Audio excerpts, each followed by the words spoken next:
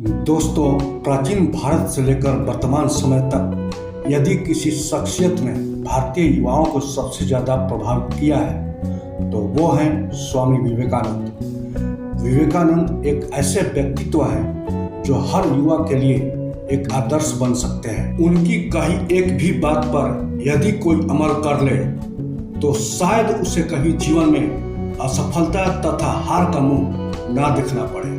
सीखने वाला इंसान कहीं से भी कुछ सीख लेता है। उसे इस बात से कोई मतलब नहीं होता कि सामने वाला क्या सोचता है और कैसा आचरण करता है। उसे मतलब होता है तो बस सीखने से।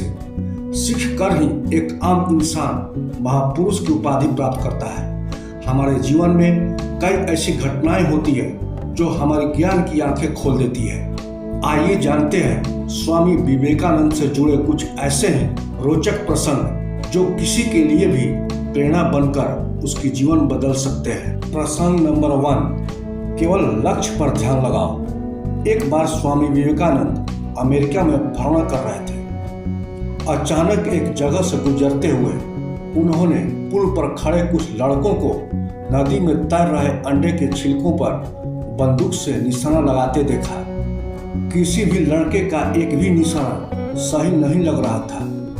तब उन्होंने एक लड़के से बंदूक ली और खुद निशाना लगाने लगे। उन्होंने पहला निशाना लगाया और वो बिल्कुल सटीक लगा। फिर एक के बाद एक उन्होंने कुल 12 निशाने लगाए। सभी बिल्कुल सटीक लगे। यह देख लड़के दंग रह गए और उनसे पूछा, स्वामी जी, भला आप ये कैसे कर लेते हैं? आपने सारे निशाने बिल्कुल सटीक कैसे लगा लिए? इस पर स्वामी विवेकानंद जी बोले, असंभव कुछ भी नहीं है। तुम जो भी कर रहे हो अपना पूरा दिमाग, अपना पूरा ध्यान उसी एक काम में लगाओ। अगर तुम निशाना लगा रहे हो तो तुम्हारा पूरा ध्यान सिर्फ अपने लक्ष्य पर होना चाहिए।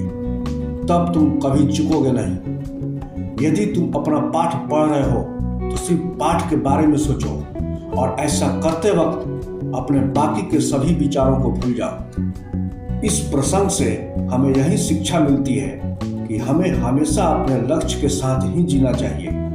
लक्ष्य के बारे में ही सोचना चाहिए और लक्ष्य के साथ ही उठना चाहिए। प्रसंग नंबर 2, सत्य का साथ कभी न छोड़ें। स्वामी विवेकानंद प्रारंभ से ही एक मेधावी छात्र थे और सभी लोग उनकी व्यक्तित्व और वाणी से प्रभावित रहते थे। जब वो अपने साथी छात्रों से कुछ बताते तो सब मंत्र मुग्ध होकर उन्हें सुनते थे। एक दिन कक्षा में वो कुछ छात्रों को कहानी सुना रहे थे। सभी उनके बातें सुनने में इतने मग्न थे कि उन्हें पता ही नहीं चला कि कब मास्टर जी कक्षा में आए और पढ़ाना शुरू कर दिया। मास्टर जी ने अभी पढ़ाना शुरू ही किया था कि उन्हें कुछ फुसफुसाहट सुनाई दी। मास्टर जी ने तेज आवाज में पूछा, कौन बात कर रहा है? सभी छात्रों ने स्वामी जी और उनके साथ बैठे छात्रों की तरफ इशारा कर दिया।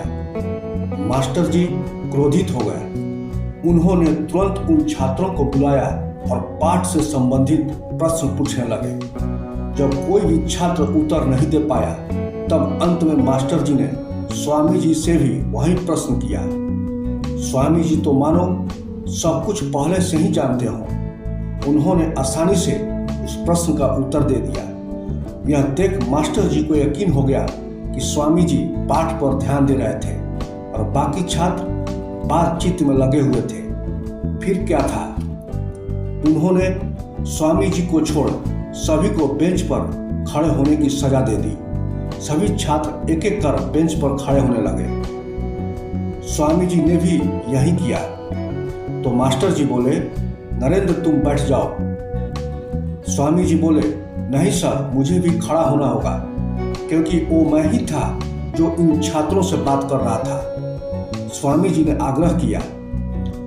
सभी उनकी सच बोलने की हिम्मत देख बहुत प्रभावित हुए। इस प्रसंग से हमें यही शिक्षा मिलती है कि हमारे सामने कितनी भी बुरी से बुरी परिस्थिति क्यों नहीं हो, बुरी से बुरी हालात क्यों नहीं हो, फिर भी हमें सत्य के मार्ग पर चलना चाहिए। प्रसंग नंबर 3, मुसीबत से डर कर भागो मत, बल्कि डट कर उसका सामना करो।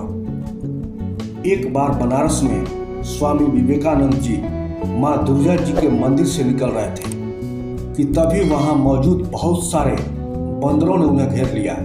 वे उनके प्रसाद छीनने लगे, वे उनके नजदीक आने लगे और डराने भी लगे। स्वामी जी बहुत भयभीत हो गए और खुद को बचाने के लिए दौड़कर भागने लगे। वो बंदर तो मानो पीछे ही पड़ गए और वे भी उन्हें पीछे पीछे दौड़ाने लगे। पास खड़े एक वृद्ध सन्यासी ये सब देख रहे थे।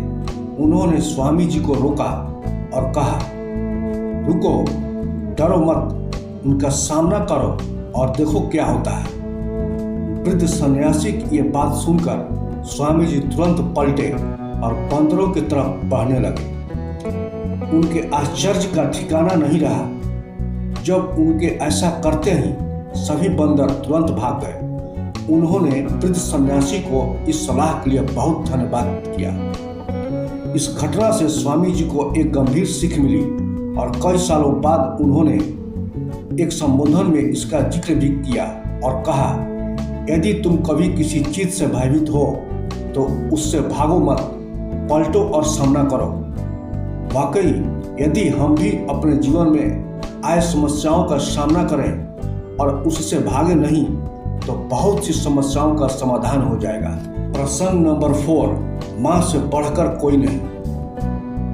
स्वामी विवेकानंद जी से एक जिज्ञासु ने प्रश्न किया, मां की महिमा संसार में किस कारण से गाई जाती है? स्वामी जी मुस्कुराए, उस व्यक्ति से बोले, 5 सेर वजन का एक पत्थर ले आओ।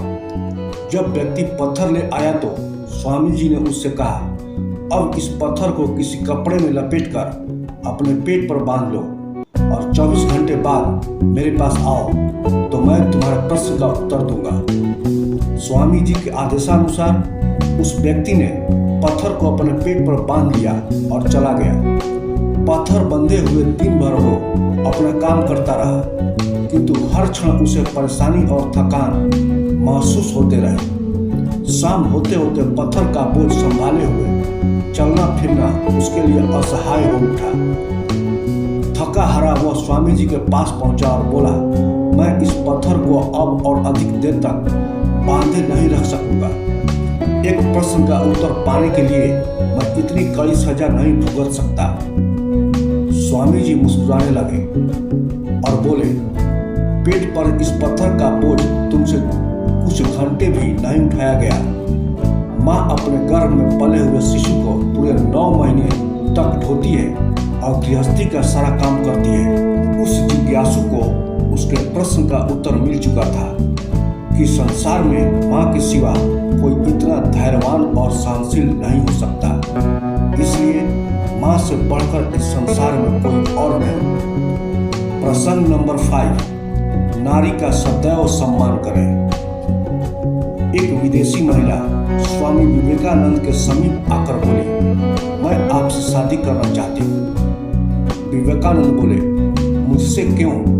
क्या आप जानती नहीं मैं एक सन्यासी हूँ?